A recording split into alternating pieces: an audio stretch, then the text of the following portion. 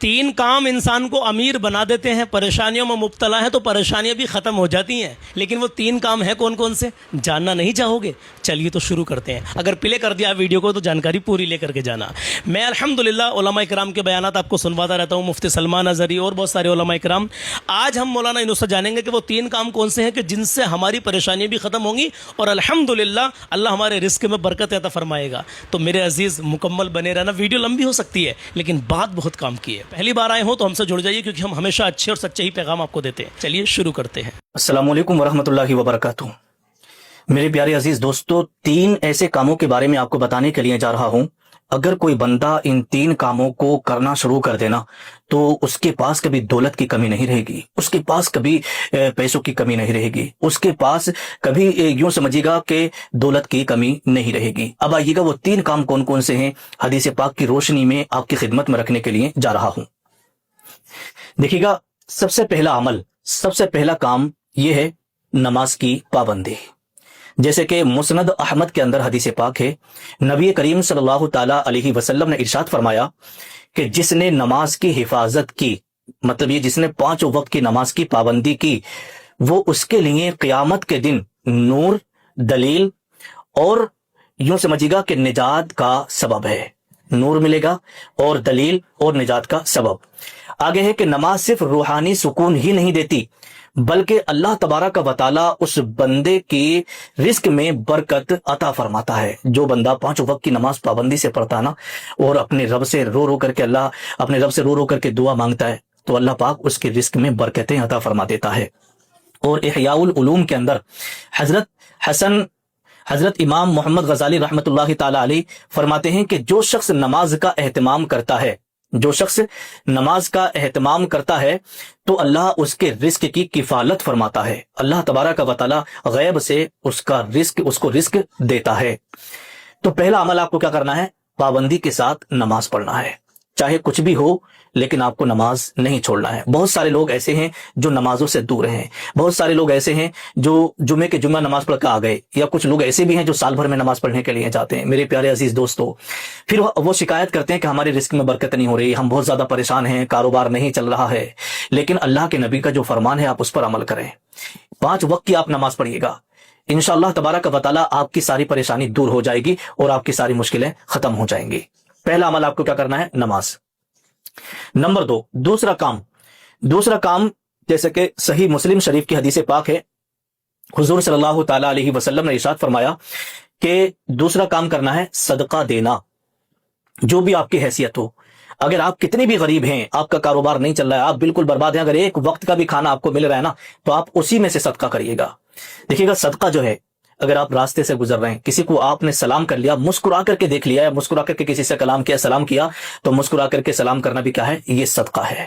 راستے سے آپ جا رہے ہیں، آپ نے پتھر اٹھا کر کے ایک طرف ڈال دیا تو یہ بھی صدقہ کرنے کا ثواب ملا کرتا ہے۔ آپ صرف نیت کریں، نیت کرنے سے ہی اللہ تبارک و تعالی صدقے کا ثواب عطا فرما دیتا ہے۔ آپ کو اگر ایک وقت کا بھی کھانا مل رہا ہے، 2 وقت کی روٹی اگر آپ کو مل رہی ہے تو اس میں سے آپ یہ کریں کہ کچھ کھا لیں اور کچھ 2-4 دانے پرندوں کو کھلا دیں صدقے کی نیت سے۔ جو پرندے آپ کے یہاں چھت پہ یا گھر میں کہیں بھی ہوں وہاں ڈال دیں صدقے کی نیت سے۔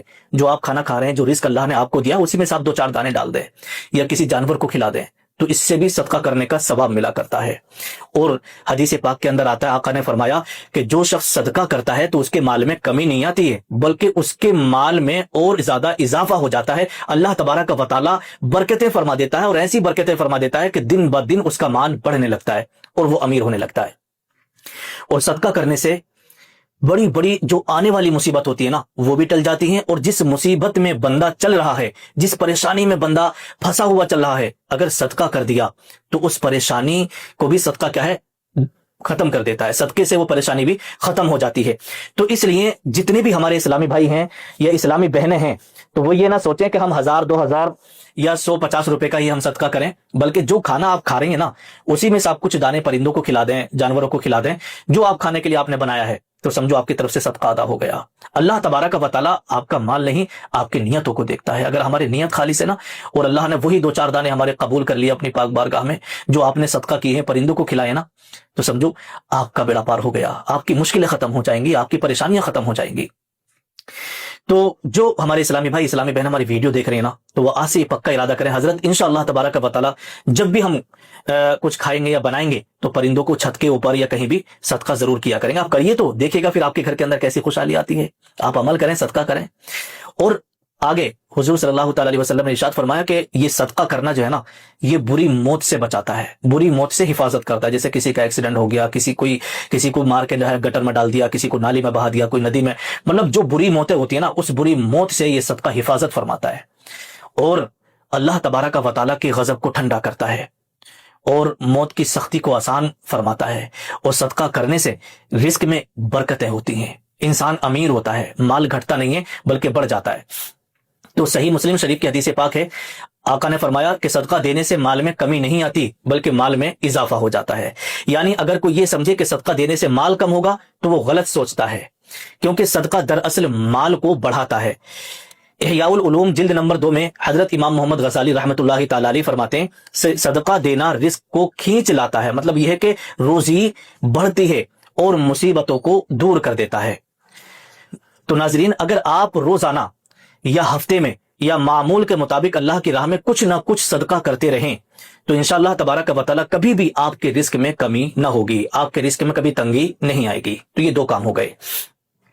तीसरा काम क्या करना है वो आप बड़े ध्यान से सुने। तीसरे काम के बारे में सुनने अबू दाऊद शरीफ के अंदर हदीस पाक है, अल्लाह के नबी सल्लल्लाहु ताला अलैहि वसल्लम ने इरशाद फरमाया कि सुबह आप जैसे 5 वक्त की नमाज की आप पाबंदी कर रहे हैं, और जब आप फजर की नमाज पढ़ें तो फजर की नमाज पढ़ने के बाद आप अपने लिए रिस्क में बरकत की दुआ जरूर मांगें, दुआ जरूर मांगे, ए अल्लाह मेरे कारोबार में, मेरे रिस्क में बरकतें अता फरमा दे।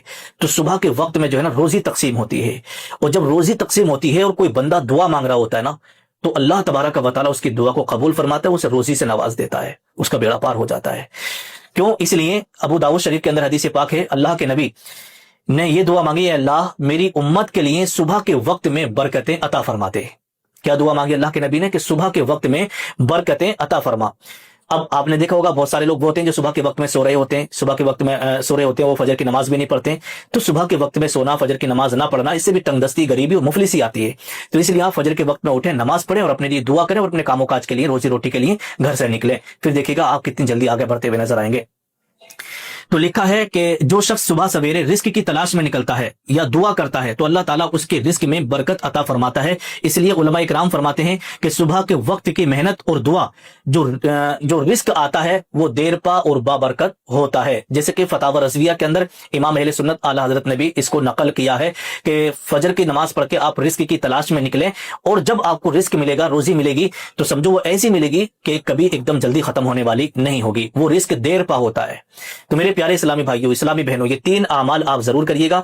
जो शख्स भी इन 3 कामों को करेगा तो समझो उसके मुकद्दर की मेराज हो जाएगी, उसकी मुश्किलें, उसकी परेशानियां दूर हो जाएंगी। नीचे कमेंट आप जरूर करिएगा कि इंशाअल्लाह तबारक व तआला हजरत हम ये तीनों काम जरूर करेंगे और सदका भी जरूर करेंगे इंशाअल्लाह। मुझे भी उम्मीद है कि आप लोग कमेंट करके बताओगे ज़रूर कि सलमान भाई हम ये 3 काम ज़रूर करेंगे, नमाजों की पाबंदी भी करेंगे, सदका भी करेंगे, और हज़रत ने जो तीसरा अमल बताया उसको भी करेंगे इंशाअल्लाह ताला। आप जो है मुझे ज़रूर बताना कमेंट करके, और इस वीडियो को कम से कम पंजतन पाक की मोहब्बत में 5 लोगों को शेयर कर दें, ताकि आपके एक एक शेयर से आपको भी सवाब मिले, और न जाने कौन सा मेरा भाई, कौन सी मेरी बहन अमल कर ले, न जाने कौन नमाजी बन जाए, न जाने कौन सदका करने वाला बन जाए, और इसका सवाब हमें और आपको भी मिलता रहेगा इंशाअल्लाह। वीडियो को आगे शेयर करें। अल्लाह हाफिज़, अस्सलामु अलैकुम।